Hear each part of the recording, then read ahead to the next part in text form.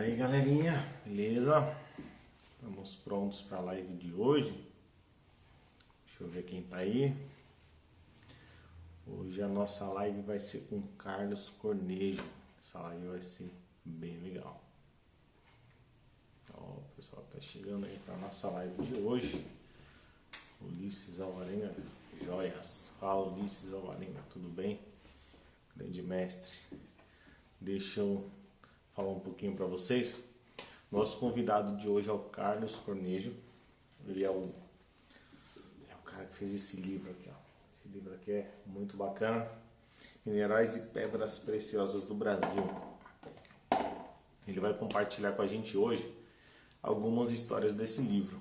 E como eu adoro ouvir histórias, principalmente de joias relacionadas à joalheria, então ele é o nosso convidado especial de hoje para compartilhar essas histórias com a gente. Deixa eu mandar para ele aqui o convite e eu já volto aí com vocês, tá? Aguenta aí. Estou enviando o convite para ele. E vocês, como é que vocês estão? Me contam aí como vocês estão. Glenda.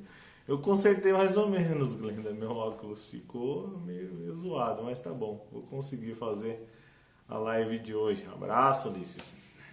Ivete. Bom, o áudio deve estar legal, né? Vocês estão me respondendo, então vocês estão me ouvindo. Eu não estou usando fone, porque eu percebi que sem o fone é melhor para vocês me ouvirem. Obrigado, Ulisses. Você também tem contribuído bastante aí com a nossa profissão também. Grande abraço. Deixa eu ver se o Carlos já está online. E já ele já entra aqui com a gente. Eu toda vez que eu vou entrar numa live assim com alguém, eu sempre fico um pouco ansioso, né? E é normal que isso aconteça. Eu acho que isso não vai acabar nunca. A gente sempre acha que vai acontecer alguma coisa diferente, né, ou de errado, mas no final das contas dá tudo certo, né? Essa é a ideia. Deixa eu mandar novamente o convite para ele. Enquanto isso, vocês já vão chegando aí para nossa live de hoje. Deixa eu ver se de repente tem alguma mensagem aqui. Ele está tentando mandar mensagem, eu deixo no... Sem novidades, sem mensagens dele.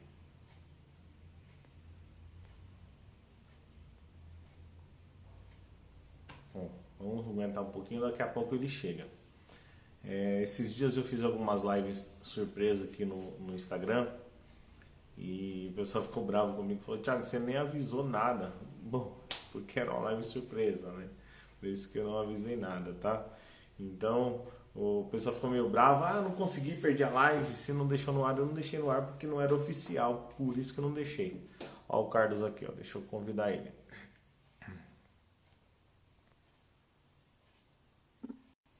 Aguenta aí.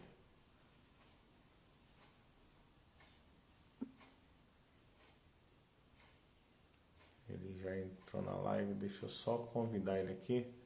Vou enviar o link para você, Carlos, você clica no link que eu te mandei, tá? E aí a gente já entra na live já para bater esse papo. Legal. Ó, a turminha chegando aí. Muito bem. Tudo bem, Jane? Legal. Deixa eu ver aqui. Ô, Carlos, eu acabei de te enviar lá no seu direct. Dá um pulinho lá onde a gente estava conversando hoje. E aí a gente já fala por aqui, tá? Fala aí, Thiago, fala aí. Tudo bem por aí? Aqui tá tudo certo. Então dá um pulinho lá no direct, Carlos, e aí você clica no link, ou vai aparecer na hora que você voltar pra cá a opção de você dividir a tela. Mais ou menos, o óculos tá meio ruim. Eu vou buscar outra amanhã, deu tudo certo. Lá o pessoal falou que amanhã vai estar pronto, eu espero, né? Mas tá meio ruim, eu dei uma coladinha aqui, tá meio esquisito.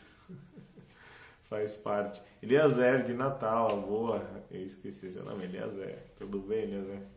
Adriane. Tem um pessoal sempre que eu bato papo por aqui. E aguentem um pouquinho até o Carlos ver o link lá, tá bom? Bati um papo com o Carlos hoje e ele falou que ele nunca fez uma live assim, então normal, tá, galera? Vamos dar uma força aí pra ele, pra ser uma live legal, tá? Então vocês mandem bastante perguntas. Deixa eu mandar lá de novo pra ele. Enviar o link. É assim mesmo. No final dá tudo certo. Galera chegando aí, Luana, pessoal na Casa dos Orives. Muito bom. Boa noite, Luana. Aguentem aí, tá bom? Deixa eu só ver aqui se tem alguma outra opção aqui. Ah, eu achei uma outra. Deixa eu ver lá. Mandei de um outro jeito agora o link, tá? Bruna. Agora foi, hein? Olá, Thiago. Muito bom. Tudo bem, Carlos? Tudo em paz. Então tá bom. Aqui no meu ambiente de produção de livros. Ah, tá ótimo. Você tá me ouvindo bem? Muito bom. Sim, perfeitamente. Tá bom. Tem alguma coisa no outro celular ligado aí ou não? Não, agora tá ok. Ah, então tá bom. Estou muito feliz de falar com você. Talvez você não lembre de mim. Primeira vez que eu falei com você foi, eu acho que em maio de 2018, um evento que teve aqui em São Paulo, né, no evento da Adriana Justi. E aí eu conheci lá e foi lá que eu comprei o seu primeiro livro, que está aqui comigo. E Que de legal. lá para cá, eu já li bastante ele, mas eu confesso que toda vez que eu volto, eu tenho coisa que parece que eu não li. É engraçado, né? A gente sempre vai lendo e vendo coisa nova, né? E ainda falta uma boa parte ainda para ler, porque é uma Bíblia, né? Eu acho que esse livro seu devia ter aquela fitinha igual a da Bíblia, sabe? Até foi pensado, né? Colocar uma fitinha, sabe? Com uma lupa, inclusive. Eu tô brincando, mas assim, seria sensacional, porque realmente é incrível. Mas enfim, vamos lá. Conta um pouquinho pra gente de você, da sua história, como que você começou essa ideia do livro. Por favor, vai lá. Sim. Olha, eu coleciono minerais. Sou estudioso e, sobretudo, gosto da parte prática, né? Eu gosto muito de visitar garimpo, regiões produtoras Uhum. e gosto da história daqueles locais. Então, na década de 90, eu montei um pequeno jornal que era destinado a divulgar assuntos mineralógicos, gemológicos e correlatos, né? Então, tinha um pouco de gemologia, espeleologia, paleontologia, inclusive. Uhum. E esse jornal, que tive numerosos exemplares, foi crescendo e me demonstrou que havia muito interesse por, digamos, registros relativos à área, porque havia muito desconhecimento, né? Uhum. Apesar das dimensões continentais do Brasil, apesar de ser uma das maiores províncias mineralógicas e gemológicas da Terra, no Brasil não é muito difundido o conhecimento mineralógico, né? A produção é grande, a história é grande, porém não convoca muita gente, ou não convocava pelo menos. Aí surgiu a ideia de fazer um livro. Me associei ao Andrea Bartorelli, que é um geólogo, e a gente levou 15 anos, exatos 15 15 anos. anos para Uh, produzir o livro, porque é Nossa, muito material, é muito material. né? E você O que começou, você viu aí, sim. eu vi que você começou pela parte histórica, e para você conseguir todo esse material histórico, deve ter tido um trabalho imenso, né? Foi, porque o livro queria ser um livro simpático, um livro agradável. Aliás, queria ser o livro que eu queria ler, né? O livro que eu procurei muito tempo e não achava. O livro que ele fosse bem-humorado, o livro que contivesse muita informação muito rica, mas ao mesmo tempo fosse acessível, né? Em uma linguagem que todo mundo entendesse. Nem por isso pobre, em absoluto, né? Um livro que agradasse ao especialista e também ao interessado no assunto.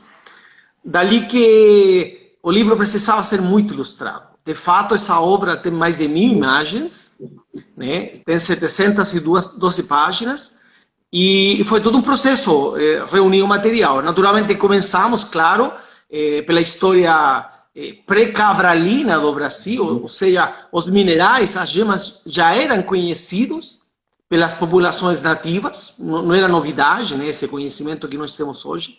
Eles sabiam utilizar diversos minerais, há testemunhos, né, não só na arte utilitária, tipo pontas de flecha, ferramentas, ídolos, mas também na arte ornamental. Então, se conservaram objetos de jade, por exemplo, os muiraquitãs, colares de indigolita, aquela turmalina azul, por exemplo, né? Pingentes e outros objetos de prata, de cobre, e amazonita, etc. E, bom, e de alguma maneira o interesse pela aquisição desses minerais que os índios já manejavam determinou o desbravamento do Brasil. Porque aí começaram as expedições, as bandeiras, a desbravar o interior do país à procura de metais nobres e de pedras preciosas. Foi o caso de São Paulo. Não por acaso, São Vicente foi a primeira cidade do país, né, fundada por volta de 1530, que tinha a ver, no final das contas, com as riquezas auríferas do Morro de Jaraguá, né, que durante séculos e séculos produziu uma grande quantidade de ouro, ouro que atraiu piratas, né, o famoso Spielberg, por exemplo, e outros, e que determinou a fundação da primeira casa de fundição do país. Né? Não é à toa que daqui saíram os bandeirantes, né, que descobriram as riquezas de Minas Gerais, de Goiás, da Amazônia, etc. Então não tinha como não dar um viés histórico também, até porque a história é muito interessante. A descoberta dos diamantes, todas aquelas aventuras de grandes tesouros. Tem muitas dessas histórias bem detalhadas no livro, né, que você está falando. A gente tem questão. Aliás, o livro inteiro são histórias de grandes descobertas. Daquele garimpeiro que perambulava pelos sertões durante anos, né, na maioria das mistérias, e que de repente achava um diamantinho e outro e bamburrava, né, e ficava riquíssimo. É cheio dessas histórias, porque a natureza conspirou a favor. Né? O ouro aluvial, os diamantes, as pedras preciosas tendem a se concentrar com o concurso dos sanos, nos cursos de água. E resulta que aquilo era virgem. Então, houveram grandes tesouros. Né? Os relatos falam de pessoas retirando ouro à mão cheia, diamantes, grandes bamburos também. Né? Tem uma história famosa de uma gruna na Chapada Diamantina, a mãe do povo, porque ela produziu riqueza para tanta gente que ganhou esse nome, por exemplo. Bom, e toda a história do Brasil, portanto, é permeada por essa procura. Muitas cidades foram fundadas em função dessa procura, né, de minerais, de pedras preciosas, e, portanto, determina a história do país. Então, a importância, digamos, que tem é muito relevante e sempre foi. Né? O Brasil tem esse passado de riqueza mineral. E hoje mesmo, o superávit comercial do Brasil é derivado da produção mineral. Né? A província mineral de Carajás, por exemplo, né, que produz ferro, mas também produz prata, cobre, manganês e outros metais, né, é basicamente o sustento do país. Né? A grande exportação brasileira tem a ver com matérias-primas minerais. Ainda é muito forte no Brasil nesse aspecto, né? E onde você conseguiu achar esse material? Porque eu imagino que ele não estava concentrado em um lugar, né? Você saiu procurando, garimpando esse material, né, histórico. Porque não tinha... Havia relatos, havia outros livros ou alguma coisa falando dessas histórias? Ou você foi até os lugares mesmo, viajou até lá e foi conversar com as pessoas? Como é que foi essa história? Bom, eu de formação sou jornalista, além de editor. Sou fotógrafo, portanto, um xereta profissional. E essa história não estava contada. Né? Não desse jeito, pelo menos, de uma forma mais compreensível, contextualizada e ilustrada adequadamente. Né? Essa é uma história que era fragmentada, né? Em diversos livros, em diversos testemunhos, em diversos locais, você achava fragmentos dessa história. E houve que fazer um trabalho bastante grande para dar-lhe sentido, né? Juntar aqueles cacos e montar um todo coerente e tentar reconstruir a história do estudo mineralógico no Brasil, né? Que ainda tem muito por ser feito, de fato. né? Então, nós quisemos dar uma primeira passada, né, destacando os grandes nomes da mineralogia nacional. Por exemplo, o José Bonifácio de Andrade Silva, né, aqui no país conhecido como o patriarca da independência, como um grande estadista. Só que 50 dos 70 anos que ele viveu, ele era um mineralogista. Ele descobriu inúmeros minerais, ele teve cargos vinculados à extração mineral em Portugal e depois no Brasil ele realizou alguma coisa também. E então temos esse tipo de figuras, né, vinculadas àquele tipo de estudo. E com a fundação da Escola de Minas de Ouro Preto, surgiu uma geração grande de estudiosos. Fora isso, havia as expedições científicas internacionais, né, francesas, alemãs, inglesas, que também contribuíram com bastante material. Então, nós tínhamos essas referências e precisávamos reuni-las. Por outro lado, o livro precisava ser um livro atrativo.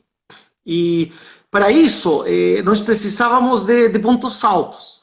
Por exemplo, temos um capítulo, né, vinculado aos elementos nativos, e na parte do ouro, né, daquelas grandes produções vinculadas ao ciclo do ouro, inclusive o ciclo de ouro que tivemos recentemente, né, na década de 80 e 90 no Brasil, com a grande produção de Serra Pelada e outras que situaram o país como um dos grandes produtores de ouro do mundo, deixaram um legado, que eram as maiores pepitas de ouro, porque nessas regiões de garimpo, como forma de legalizar a extração, a Caixa Econômica Federal era a única autorizada a comprar aquele ouro. Só que, por outro lado, para fazer atrativo aquilo e evitar o descaminho, eles pagavam mais que a cotação da Bolsa Internacional, né, de Londres. E, portanto, era muito interessante. O resultado disso foi que as maiores pepitas do mundo, atualmente em exposição, foram conservadas no Museu de Valores do Banco Central do Brasil, em Brasília. E, deixa eu aguçar a curiosidade do pessoal. Ó, tem mostra até as fotos, né, das pepitas aqui. É incrível. Incrível. E a qualidade das fotos está demais também. E aí você foi lá no museu do Banco Central. Gostou. Durante a primeira vez que contatamos, eles falaram que sim, que poderia ser interessante, né? Nós falamos do objetivo do livro, que era a divulgação, etc. Só que dias antes eles nos ligaram falando que não, sem chance. Por razões de segurança, e o cofre praticamente com a reserva nacional, né? Um lugar muito vulnerável, ou seja, é um lugar que daria para fazer um filme, né, de um grande tesouro. Numa segunda oportunidade, fechamos novamente, e novamente nos ligaram falando que por razões de segurança eles estimavam que era melhor que não. Numa terceira oportunidade, praticamente desistiram, e aí tivemos que usar muita argumentação, e no fim conseguimos, né, ir até lá, entramos no cofre, eu, André Bartorelli, que é o coautor, e um fotógrafo, que é o Marcelo Lerner, grande fotógrafo, e foi impressionante. Ou seja, além do esquema de segurança absolutamente impenetrável, eu acho, né? 20 seguranças, etc. Uma porta de cofre gigantesca, né? E entramos naquele local que conserva as maiores pepitas de ouro do mundo, de vários tamanhos, a maior com quase 65 quilos de ouro, né? Você imagina o valor que um quilo tem. E com uma quantidade de tesouros, né? Pilhas de lingotes de ouro, mesas coalhadas de moedas de ouro, etc. Né? Só para mostrar um pouquinho da riqueza do país. Né? E que atualmente se constituem, além de patrimônio histórico, né? Em parte da Reserva Nacional. Então, isso por citar um dos capítulos do livro em que a gente conseguiu realmente coisas extraordinárias. Eu, como colecionador... Qual a sensação só para interromper um pouquinho, que está passando na minha cabeça as ideias, né?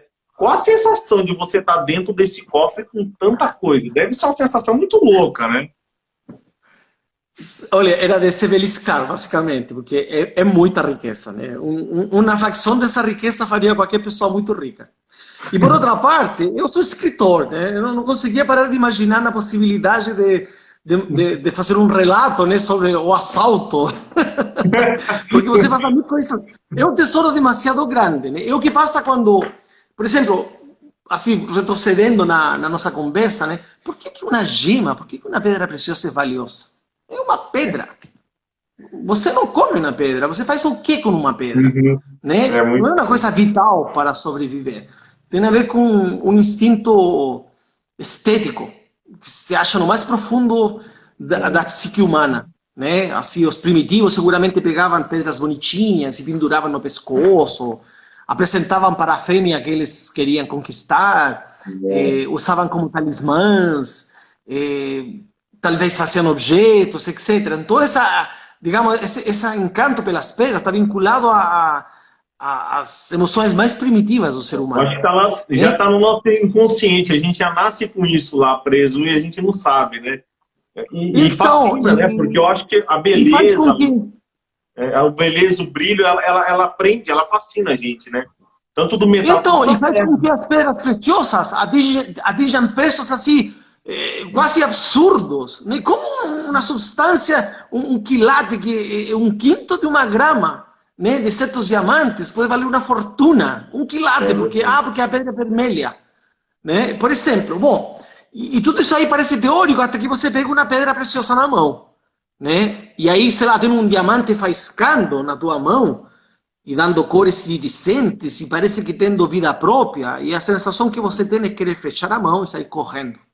Né? Isso é meu, essa pedra é minha, sabe? Uma coisa assim, é totalmente instintivo. Né? O encanto com as pedras preciosas é próprio do ser humano, é um sentimento estético, só que é altamente primitivo. Né? E funciona até hoje, claro. Né? A gente podia falar, não, em pleno século XXI, o ser humano está evoluído, né? Mas esse apego às pedras, né, que é a coisa mais primitiva que temos, continua.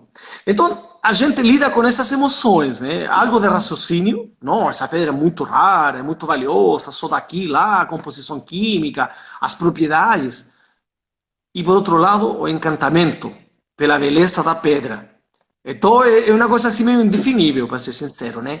E ao longo do livro, viajando por praticamente todo o país, tudo que é garimpo, tudo que é jacida, falando com muitos colecionadores, visitando muitos museus, nós vimos a enorme riqueza do Brasil. Né? Tem países como, por exemplo, a Argentina, que se caracterizam por uma pedra preciosa, a rhodocrosita. O Chile, só pelo lapislázuli. O Brasil tem para lá de 70 variedades de pedras preciosas. É uma riqueza. Mesmo pedras assim que não são tão abundantes, porém se encontram no país, como o rubi, né? A safira, esmeralda, que durante muito tempo foi procurada em vão, a partir de 1910 foi descoberta no país, mas em pequenas quantidades. Já na década de 60 e 70 viram as grandes descobertas. E hoje o país é o segundo, praticamente, produtor do mundo. Né? Então, a riqueza é muito grande e promete muito ainda. Com muito território por desbravar, com muita pesquisa para ser feita. Os pegmatitos em Minas Gerais foram arranhados na superfície. Então pode vir muita riqueza ainda. Daí que a importância de explorar o conhecimento, o cultivo, o estudo das pedras preciosas, né? Incentivar o gosto também. Né? Mas me conta uma coisa, você falou em um momento que você foi em alguns garimpos. Como é que é entrar no garimpo? O pessoal deixava entrar nesses garimpos, porque é uma zona muito restrita, né, garimpo. E ainda mais tirar foto. Sim. Como é que foi essa história de ir nos garimpos? Sim, olha, bom, aí tem vários elementos, claro. Primeiro é o bom senso, claro, né? Você não vai chegar onde outro está trabalhando e vai invadir, né? Você pede licença, né? Você explica para que vai e se as pessoas acharem legal, te deixam entrar, né? Então, tem esse bom senso sempre. Aqui no Brasil, meio que você faz campanha, né? Garimpo parece que é sempre uma coisa ilegal, é uma coisa escusa, e nada disso. Está intrinsecamente ligado à história do país.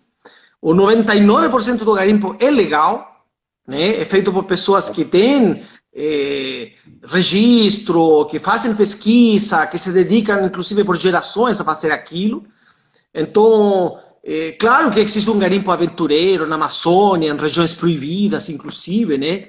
Que é muito mais selvagem, né? Em regiões sem lei, etc. Mas em termos gerais, não. Se você vai em Minas Gerais, por exemplo, nas diversas regiões produtoras, o garimpo é uma coisa já constituída, né? Que já é quase que mineração, né? E pela nova legislação, há cooperativas de garimpeiros, etc. Sim. Bom, sempre há um líder, sempre há uma pessoa representante, há uma personalidade vinculada a eles. Você contata, você explica as duas razões. Naturalmente, você não pode tirar as pedras que ele está tirando, né? É óbvio, né?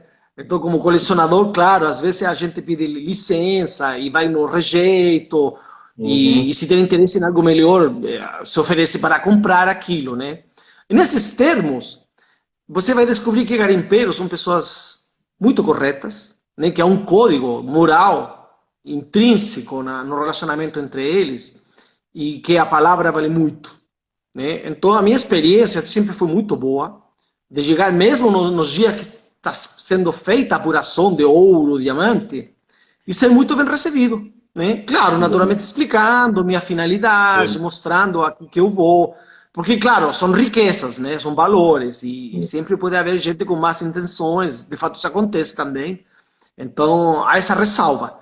Agora, digamos, superado esse trâmite, digamos, que é chegar de bom jeito num garimpo, numa mina, é uma maravilha, porque você participa do processo de extração e vê como o trabalho deles é sacrificado, né?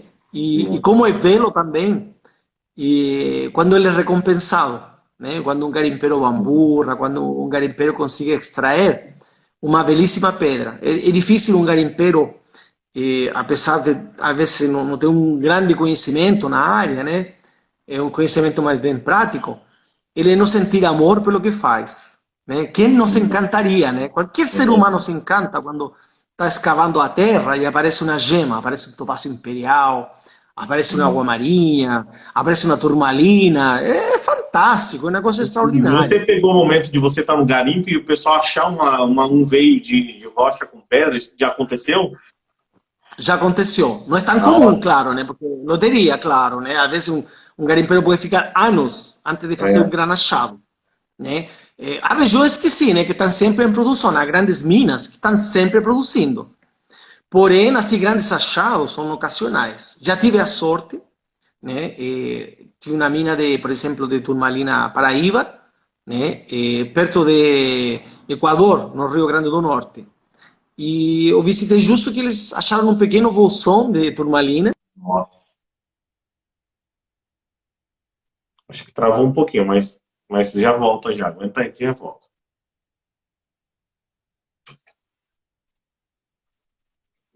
Ô, Toninha, fala aí pra mim se travou, só pra mim se travou pra vocês também, tá? Tá voltando, voltou.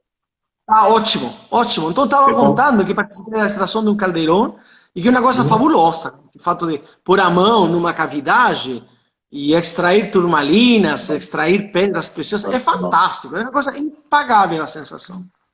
É Não, eu orgásmica imagino. quase. E você, como colecionador, como é que ficava nesse momento? Dava vontade de ter umas para você? Como é que funciona isso aí? Porque, como colecionador, eu imagino que você queria todas, né? Pelo menos uma de cada, né? Então, parte do lucro dessas viagens, claro, né, é ter acesso aos minerais, né? Muitas vezes você até ganha, né, de um garimpeiro, uma amostra ou outra, quando são menores, claro, né?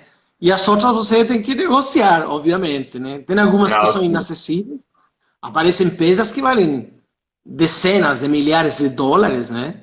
Sei lá, topázio imperiais de grande qualidade, tamanho grande, custam fortunas, né? E tem imagino. mercado, né? Então eles guardam, eles não vendem hoje, vendem amanhã.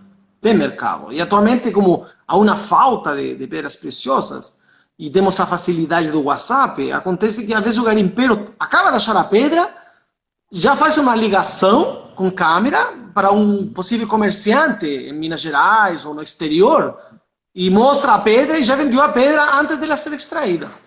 Está nesse pé, porque a demanda é muito grande. Que legal. Olha aqui a pergunta que já te mandaram aqui. O Thiago Aleixo mandou aqui para mim. Qual a gema que você mais aprecia? Ai, ai, ai. Olha, é difícil, hein? Logo no Brasil, mas eu tenho um encanto muito grande pelo topázio, né? Realmente eu gosto muito do topázio imperial, não só pela beleza, né? Você sabe que os garimpeiros distinguem 15 tonalidades diversas, que vão desde o praticamente Nossa, incolor ou malandro até aquele roxo vinho. Então a variedade é tão grande, e além do mais existem, por exemplo, topázios bicolores, né? E no Brasil, além do imperial, temos o topázio azul, topázio em color mesmo, né? Topázios esverdeados e topázios muito raros. Tem um topázio, por exemplo, cor de vinho, que dá embrumado, né? Na Bahia, que é pequenininho, mas é maravilhoso. Então, o que acontece? Que é uma pedra realmente fascinante. E dela se fala mais ou menos desde que foi descoberto ouro em Ouro Preto, a finais do século XVII, já aparecia junto o Topázio Imperial, né? O pessoal já achava na Nossa, serra, legal. então uma história muito longa, muito espalhada pelo mundo. Inclusive, falo muito dele no segundo livro que fizemos agora, né? Que se chama Coleções Minerais do Brasil. Nele juntamos 71 participantes, entre grandes colecionadores, mineralogistas, museus, gemólogos, joalheiros, tem muitos joalheiros participando. E tem assim, um destaque especial para o Topázio Imperial por causa disso. Que legal.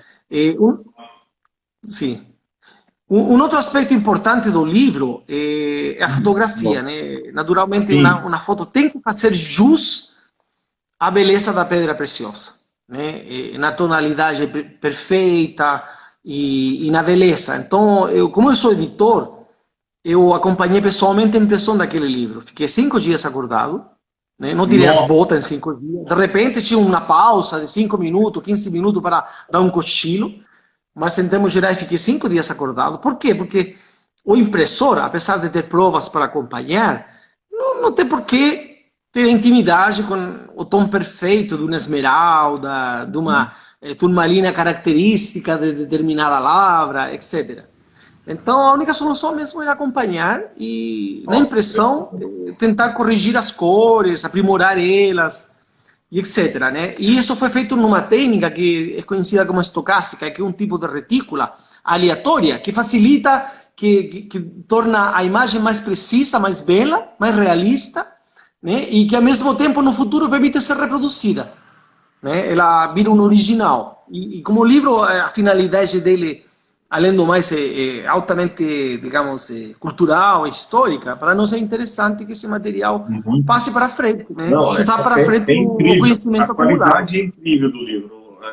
Cada página, até as fotos mais antigas, vocês conseguiram retratar, dá para ver. A qualidade é impressionante. A qualidade do material. Olha só essa foto. Essa foto aqui é demais. Ó. A profundidade. Você vê a profundidade, a sombra, assim, é lindo de ver. É lindo e quanto mais você vê, mais você quer ler e a foto prende, né, a atenção. Acho que ela leva a pessoa para dentro do livro, né, e essa é a ideia. E aí você fez a parte dos garimpos, depois... E a parte das histórias, de juntar essas histórias, como é que foi isso aí? Porque deve ser difícil juntar histórias de garimpeiro, com histórias de produtor, de vários lugares. Como é que foi isso aí para juntar tudo e se organizar? Eu fiz essa pergunta para a Cláudia Daie, porque quando ela falou do livro dela, ela falou que ela juntou uma centena de histórias e depois ela foi filtrando tudo isso e organizar, né? E organizar que é um negócio complicado. Eu imagino que você deve ter uma biblioteca gigantesca só para montar esse livro aqui, né? De fato, eu ao longo dos anos reuni muito material, né? Sobretudo iconográfico, eu me especializei nisso, mas tenho milhares de obras e em cada uma você acha um trechinho. Tem que ler tudo. Nossa. Né? Juntar tudo que tem a ver sobre o teu assunto e tentar montar algo. E depois aí a matar as dúvidas, né? Tem que falar com um monte de gente. Por sorte, nessa obra contamos com grandes colaboradores. De algum jeito foi um trabalho cooperativo, né? Uma obra que muita gente estava querendo ver produzida. Um livro que, de algum jeito, traduzisse a beleza, né, da produção mineralógica e gemológica brasileira e que contasse uma história coerente numa obra só. Então, por exemplo, além do Andrea Bartorelli, que é um geólogo, né, também fanático dos minerais, grande colecionador, conseguimos apoios, por exemplo, do Luiz Meneses, né? Não sei se você conhece essa figura, é uma pessoa que, desde criança, ele pesquisava minerais, formou-se em engenharia de Minas e montou uma casa comercial, né, dedicada à aquisição de minerais, que era incluso o grande fornecedor dos maiores colecionadores brasileiros, né, e de muitos no exterior. E era uma pessoa muito dedicada aos minerais, né, com grande amor pelas pedras. E ele ficou décadas, né, percorrendo garimpos de Minas Gerais e nos ajudou a produzir, por exemplo, o capítulo das turmalinas. É um conhecimento que ele muito generosamente verteu na obra, né? Um conhecimento que é impossível ser reproduzido, né? Porque são vivências de 30 ou mais anos, né? Conhecendo, visitando minas produzindo, etc. Então essa colaboração foi fundamental. Lamentavelmente o Luiz acabou falecendo de forma prematura, né? Poucos anos depois. Mas tive essa generosidade, esse grande gesto que nunca vou parar de agradecer, de ter nos compartilhado esse conhecimento. Né? E assim como ele e outros inúmeros pesquisadores, estudiosos, né? E o vínculo de todos com as pedras é amor pelas pedras mesmo, é fascinação. Então, eu sempre acho que o livro, o humor que você põe na produção dele, é o que se desprende das páginas depois quando você lê.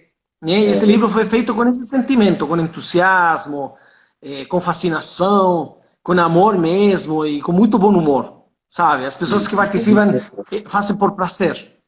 Né? E esse prazer, eu acho que... Você conseguiu botar, ele fidelizou a história dele aqui. Ele não está entre a gente mais, mas ele fidelizou a história dele aqui. Isso que foi importante. E você conseguiu pegar isso a tempo. Porque exatamente. Se você conhecesse, talvez anos depois, não teria dado tempo de juntar toda a história que ele... Tanto conhecimento que ele partilhou com você. E talvez teria se perdido para sempre também. Temos essa precariedade na história, grandes conhecimentos que se perdem. Tem colecionadores que eram nativos faz 15, 20 anos, acabaram falecendo, os acervos deles se espalharam e hoje não se acha uma foto deles, por exemplo. Toda a história que se vai perdendo. E a ideia, inclusive, do segundo livro que fizemos relativo a esse, né, porque esse Minerais e Pedras Preciosas do Brasil. Agora, acabamos de produzir e vamos lançar ainda esse ano um que se chama Coleções Minerais do Brasil. Esse tem mais páginas ainda, tem 792, pesa quase 3 quilos e tem 2.000 imagens. E entre elas, as melhores peças jamais produzidas no Brasil de vários minerais, particularmente turmalinas. Bom, e a ideia era justamente fazer um registro nesse sentido. Fazer um compêndio em que a gente citasse a maior parte dos colecionadores conhecidos, com peças de seus acervos, em que eles se apresentassem, contassem sua história, etc. Como forma de registro e, sobretudo, como forma de, diríamos, inspirar e estimular, né, a divulgação desses conhecimentos e para que se tornem mais importantes na nossa sociedade. Sei lá, nos Estados Unidos, por exemplo, calcula-se que é mais de 1 milhão de colecionadores de minerais. Nossa, e assim, minerais no sentido amplo, porque isso inclui, claro, gemas, inclui objetos históricos vinculados à mineração, fósseis e outras coisas, né? E aqui no Brasil, apesar de haver talvez uns 200, é muito pouco comparativamente. Para um país que produz tanto. Que referência, que museus do mundo inteiro têm minerais brasileiros, como amostras assim espetaculares. É tão pouco esse conhecimento, então está na hora de a gente, digamos, dar um up, sabe?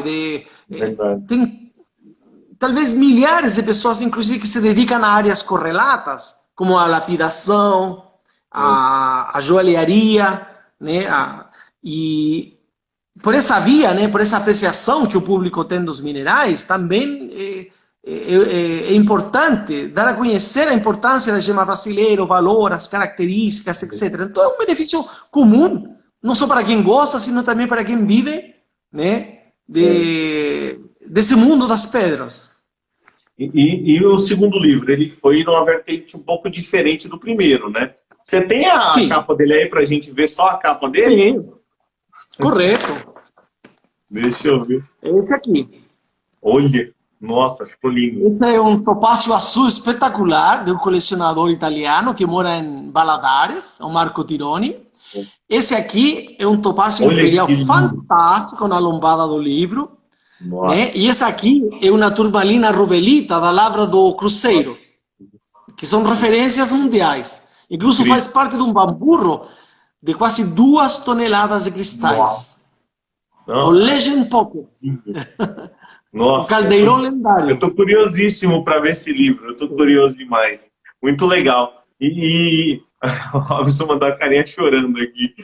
Olha só, que legal. E como é que foi Da onde surgiu a ideia do segundo livro? O primeiro você falou bastante aqui, eu acho que deu para o pessoal entender legal. E o segundo livro, de onde veio a ideia do segundo, hein?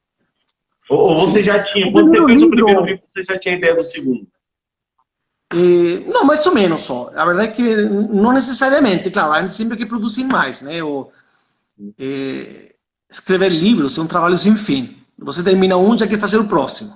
Então sempre está um atrás do outro. Porém, fizemos o primeiro e ele tem um caráter assim mais sistemático, né? Então ele trabalha com as classes minerais ao longo do livro, apesar do seu livro assim muito ilustrado, muito compatível e tudo mais, ele tem essa lógica científica, né? Ele é acessível, qualquer pessoa pode ler e admirar, porém tem essa lógica, né? Uma introdução histórica bastante extensa e depois as classes minerais. E a gente vai desglossando os principais minerais achados em território brasileiro, contando as histórias deles sempre que possíveis, né? Ah, foi descoberto em tal época rolam tais bamburros, em tal época fulano estudou aquilo e achou tal coisa, etc. O segundo livro já tem outro caráter, porque a ideia era destacar os grandes acervos, né? Existem coleções particulares fantásticas, né? Realmente, por exemplo, o melhor museu mineralógico brasileiro, se já não tiveram a oportunidade de visitar, recomendo fortemente que vocês visitem, que é o Museu Mineralógico da Escola de Minas de Ouro Preto, né? Além de estar situado num local assim fantástico, na cidade barroca, patrimônio histórico da humanidade, ele fica sediado num prédio muito antigo, do século XVIII, né, que já foi intendência, que já foi palácio de governadores, quando Ouro Preto era a capital de Minas Gerais. E esse museu tem um acervo extraordinário, tem duas salas, ou seja, tem dois setores, um que é a seção mineralógica 1 e a seção mineralógica 2. Na 1 é uma sala oscura com vitrines que foram doadas pela Escola de Minas de Paris. Né? Vocês não sei se sabem, foi uma missão de professores daquela escola que acabou fundando a Escola de Minas de Ouro Preto. Então há uma ligação muito forte entre eles. E essa sala é fabulosa, a iluminação é específica para os minerais, são as vitrines grandes, tudo panorâmica, tem uns corrimão que você pode ficar babando, se apoia e pode ficar olhando as pedras, é magnífico, não há como nos encantar, é como entrar numa caverna do Alibaba, é extraordinária. E tem outro setor mais grande, né, com vitrines antigas, com a coleção sistemática. Então você já não acha a peça mais bonita de ouro que eles têm, mas acha 200 tipos de ouro achados no Brasil. O que é fantástico. E fora isso, objetos de ligação. E acesso ao público é liberado? Todo esse. Sim, é liberado. Com ingresso, né? Paga seu ingresso, que é muito barato e vale muito a pena. Bueno, fora esse museu, temos outros também importantes, né? O Museu de Geociências, aqui na USP, São Paulo, cidade universitária. É um acervo bastante grande. A apresentação dele é muito boa. Tem peças realmente excepcionais, né? Não é tanto como Ouro Preto, mas tem peças muito boas. Assim, a título de destaque, está no Museu de Ciências da Terra, em Rio de Janeiro, que agora está fechado, lamentavelmente, porque... Ou seja, afortunadamente está fechado, porque está em reforma.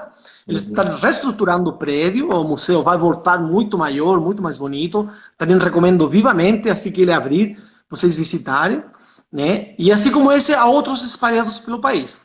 E fora isso, há os acervos particulares, né? Que, inclusive de colecionadores que participam no livro, tanto do país quanto do exterior.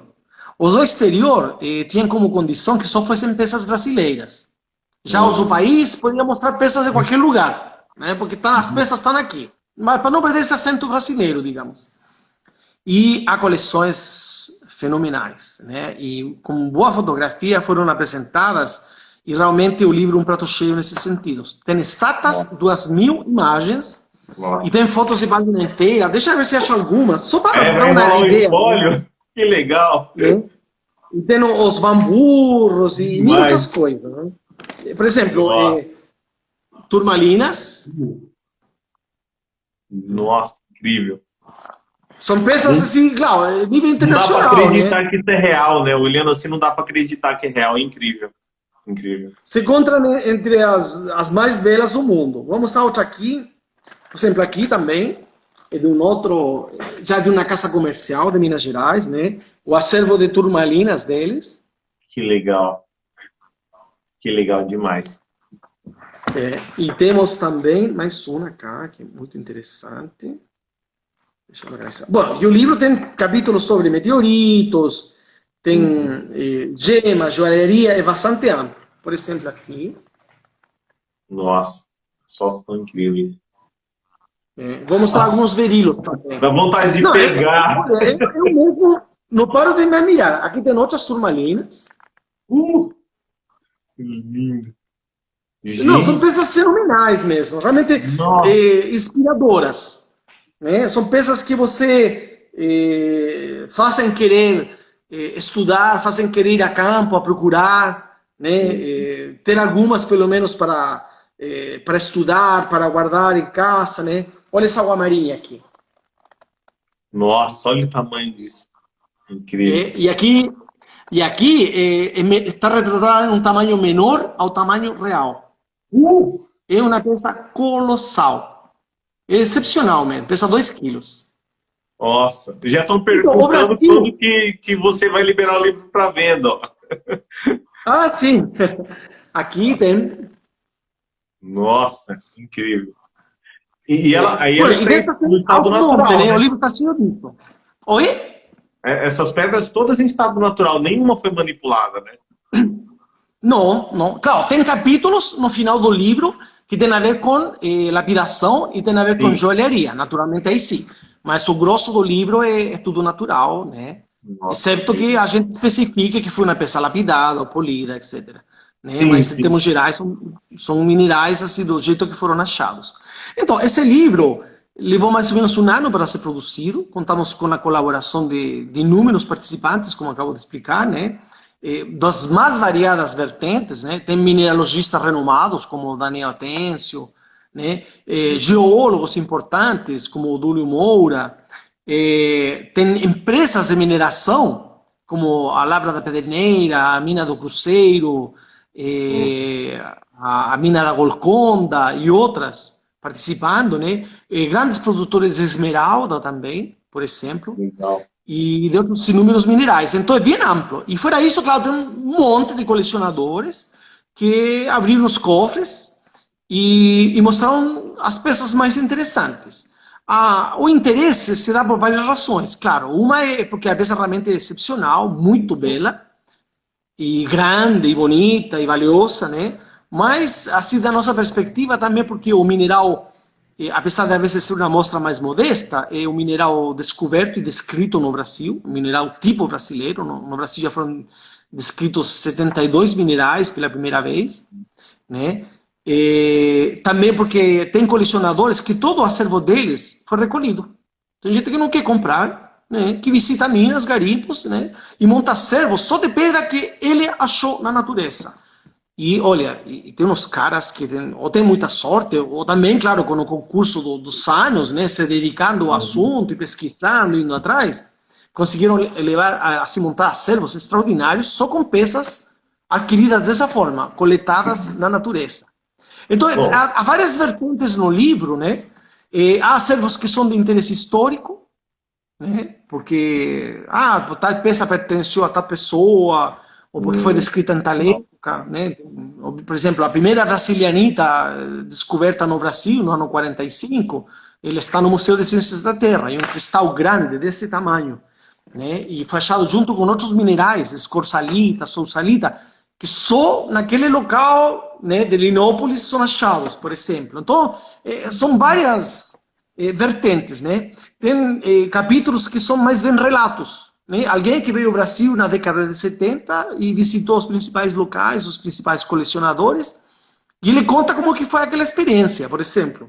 E desde o ponto de vista do livro, que registro, é muito legal, até porque as histórias são muito boas, né? O livro para ler várias vezes. Não é um livro que você lê de uma vez e de começo ao final, não, o livro de consulta. O livro que você abre em qualquer lugar e acha uma história interessante, acha uma imagem interessante. Né? O conceito é meio lúdico também. Essa que, digamos, a nossa visão na área é essa, né? De encantamento. E a gente, é o tipo de livro que eu quero ler, para ser sincero. Então eu faço o livro pensando em mim mesmo, na realidade. Ó, pensando que no primeiro já funcionou muito bem essa história, eu acho que o segundo então vai ser incrível também, né? E eu acho que eles se complementam, pelo que eu estou entendendo. Um acho que é um complemento do outro. Inclusive, eu imagino que você deve ter tido muito material que você deve ter usado, né? Que você captou do primeiro livro para o segundo, né? Não, Ou não? não, a gente procurou não se repetir, para nada. Não, é chato, né? A gente não gosta muito. Só quando é ineludível, porque causa de que era a única foto conhecida desse mineral ou da pessoa, né? mas esses são casos menos de 1%.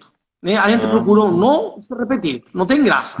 Então, o que acontece? A obra são 2 volumes, são parecidos, né? É como se fossem 2 volumes de uma mesma obra, né? São 2 tomos. E a gente, propositadamente, fez eles parecidos, né? Na prateleira se vê desse jeito. Muito bom. E esse livro está pronto já, eu consegui imprimir, apesar de estarmos em plena pandemia. Né? A minha avaliação é assim, o livro era para ser impresso em março. Aí, por causa da pandemia, não foi possível. A própria gráfica que a gente ia imprimir nos avisou que havia uns casos suspeitos entre os funcionários, que não era possível. E foi uma grande decepção, porque a gente estava tudo pronto já e eu queria muito que esse livro adquirisse forma. Aí, em abril, se abriu uma janela de oportunidade para imprimir lá mesmo. E eu avaliei bem e falei, poxa, se aqui em São Paulo, hoje está assim, de qualquer jeito está mais perigoso aqui que lá. Né? E eu viajei, apesar de viajar no aeroporto e tudo mais, né? E numa gráfica muito boa, que fica em Tubarão, Santa Catarina, que se chama Coan. Essa gráfica usa uma técnica que se chama estocástica, que nós queríamos muito para o livro, e nos deu muitas facilidades, temos um tratamento muito bom.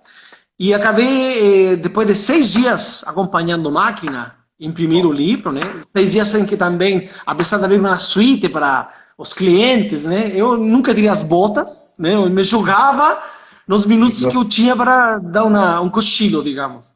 E o livro saiu mais alguns dias e o livro foi encadernado, inclusive na nossa página no Facebook, né? Para quem quiser olhar, há um álbum, né? Meu nome é Carlos Cornejo Chacon no Facebook. Então, se procurar por esse nome, acha. E tem um álbum, inclusive com vídeos, mostrando todo esse processo de produção do livro, várias páginas, o sumário do livro, etc. Além do mais, esses livros, ambos, eles têm uma versão em português e outra versão em inglês. É o mesmo livro em línguas separadas, né? Porque é fundamental, né? O interesse desses minerais é internacional. Então, havia que imprimir primeiro o português, trocar as chapas de impressão e fazer o inglês. A coisa é que o livro já foi produzido, está na nossa mão. Era para ter havido vários lançamentos. Naturalmente, está tudo em suspenso por causa da crise sanitária. Vamos ter que esperar. Os participantes estão todos curiosíssimos por ver o livro. Nós mesmos já queremos também pôr em circulação. Isso vai depender muito do andamento das coisas, né? Temos um convite para lançar no Museu de Geociências, do Instituto de Geociências da USP, aqui em São Paulo, por exemplo, que seria no meio do museu, né? Muito legal para quem vai, porque já vai ver as vitrines, cheio de pedra, um monte de colecionador. E que, idealmente, se tudo correr bem, coincidiria com um encontro de colecionadores, que é uma feirinha grande, que vai muita gente. É fantástico. Para quem curte pedra, é perfeito. Até tem chance de adquirir por muito bom preço, se vai ganhar, minerais muito interessantes. Pedras preciosas, inclusive... Com certeza estarei lá no dia do lançamento. Opa, vale muito a pena. Bom, fora isso, temos convite para a FIPE, a Feira Internacional de Pedras Preciosas em Teófilo Otoni. Esse evento deveria ser entre 11 e 15 de agosto. Tudo indica que está na programação ainda. Porém, como a situação está complicada, pode ser que ele acabe sendo postergado. Nós não sabemos, não temos uma definição clara disso aí. Temos outro convite para a Federação de Indústria de Minas Gerais, em Valadares, para lançar lá. Vocês sabem, uma cidade que concentra inúmeras empresas dedicadas, né, à mineração e a comércio de minerais e pedras preciosas.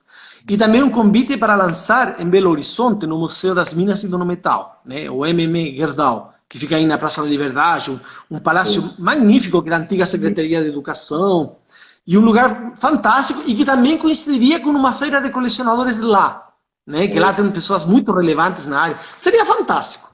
Estamos também estudando a possibilidade de lançar no Congresso Brasileiro de Geologia, que vai ser em Brasília, em outubro.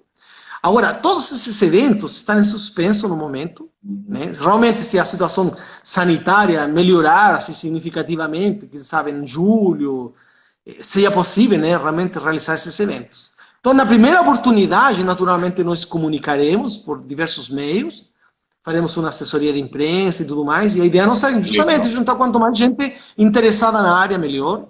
Nos capítulos do livro consta nos e-mails dos participantes. Então, quem tiver o livro também tem essa chance de contatar, né? De trocar, conhecer, intercambiar, comprar, vender. né? Muito bom. E um pouco a ideia do livro, e isso em vários âmbitos, insisto, né? Não só de colecionadores minerais, também de mineralogistas, de comerciantes, de gemólogos, de joalheiros, de lapidadores, e por aí vai. Temos uns capítulos bastante interessantes, inclusive nessa área de produção de gemas e de joias, né? Com designs inovadores, sempre usando pedras preciosas brasileiras, claro, esse é o foco do livro, né? Sim. E assim que é bem interessante mesmo, vale muito a pena. E esse livro, bueno, foi isso, né? Assim que der, lançaremos. Estamos loucos, como todo Vamos mundo, né? acompanhar. De fazer um evento, ter um monte de gente, tomar um vinho, sei lá, e compartilhar, trocar ideia, e quem sabe Legal. falar um pouco a respeito, apresentar fotos, né? Que é o que todos queremos, né? Tomara que o Brasil supere essa fase agora, né, da epidemia tão triste, né? E podamos voltar às nossas vidas normais e retomar nossos Muito projetos. bom. Muito bom. Carlos, eu estou muito feliz de você ter vindo aqui falar com a gente, compartilhar um pouquinho da história dos dois livros, né? Estou mais feliz ainda de saber que está próximo da gente ver o lançamento desse segundo livro. Eu vou ficar ligado nas suas redes sociais. Assim que colocarem a data, eu vou ter um dos primeiros a estar lá para ver esse livro e te agradecer pessoalmente, tá? A gente tem mais uns 4 minutinhos aqui. Passou se quase uma hora e a gente nem percebeu, né? Então eu queria muito te agradecer por ter atendido o meu pedido. Tenho certeza que todos que estão aqui também estão felizes de conhecer o seu trabalho, aqueles que não conheciam. Muitos eu imagino que já conhecia e alguns até imagino que tem um livro. E eu vou deixar uns 3 minutinhos, se alguém quiser mandar uma pergunta para o Carlos, a gente ainda consegue fazer algumas perguntas para ele. Então, seja rápido e mande logo a pergunta para ele poder responder, tá?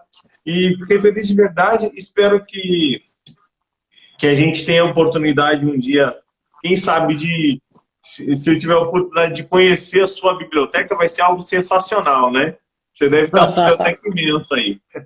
Ó, a Cláudia mandou aqui, parabéns. A Cláudia daí mandou, ó, parabéns, Carlos, conversa deliciosa. Obrigado, Cláudia. Um beijo, Cláudia, sou seu admirador. Eu também admiro muito o trabalho dela, adoro trabalhar ela. Foi uma live incrível também que a gente fez com ela, foi demais. Ela é super boa também, eu adoro. Não, ela é muito simpática, né? É uma delícia conversar com ela, eu gosto demais. E ela é uma excelente contadora de história também, né? Então é impressionante. Não, aquele livro que ela fez, bueno, eu acabei participando do convite dela, né? Sim, e eu achei fantástico. Nossa, que maravilha poder participar. Ela contou o trechinho ela contou a sua participação no livro, a gente falou também da participação sua no livro, foi incrível. Ah, que legal. É incrível. A história que ela conseguiu reunir. Muito bom, muito bom. Então é isso aí, a gente tem mais 2 minutinhos, Carlos. Muito obrigado por dispor o seu tempo para falar com a gente. Eu sei que você está cheio de tarefas por conta dos trabalhos do livro e você foi muito generoso em poder compartilhar isso com a gente, tá? Muito obrigado. Obrigado a todos que estavam aqui na live. Se quiser ainda falar alguma coisinha, a gente tem mais 1 minutinho ainda, tá? Tá bom, só agradecer a oportunidade. Eu sou suspeito, adoro falar de pedras, então conte comigo. E, bom, estendo o convite, né? Não só aos lançamentos, quem quiser participar é mais do que bem-vindo. E também, quem sabe, a me visitarem, né? Eu tenho um pequeno local aqui com minhas pedras, né? Minha coleção particular, claro, né? Muito bom. E adoro falar de pedras, então, quem quiser se aproximar, ótimo. Então tá bom. Então, assim que passar a pandemia, se você autorizar, a gente bate um papo, combina um dia, eu ia gravar com você pessoalmente e botar no canal do YouTube. E quem sabe... maravilha! Fantástico! Será um prazer. E mostrar um pouquinho da sua coleção, eu vou adorar. Tá bom? Excelente. Então tá bom. Então, turminha, obrigado por vocês estarem aqui. A gente está encerrando, acho que falta uns 30 segundos aqui. Grande abraço para todos. E assim que a gente tiver mais outra oportunidade, a gente cria uma nova oportunidade de bater um papo diferente, tomar um café e quem sabe isso seja presencial, né? Tá bom? Beleza. Gente, prazer. Obrigadão. Vou encerrar por aqui. Tudo de bom, Carlos. Boa sorte no lançamento e eu espero que a primeira tiragem não dê nem para fazer o segundo lançamento, tá bom? Tá bom. Finalizando aqui, Obrigado. tudo certo. Até mais. Tchau, tchau. Até logo.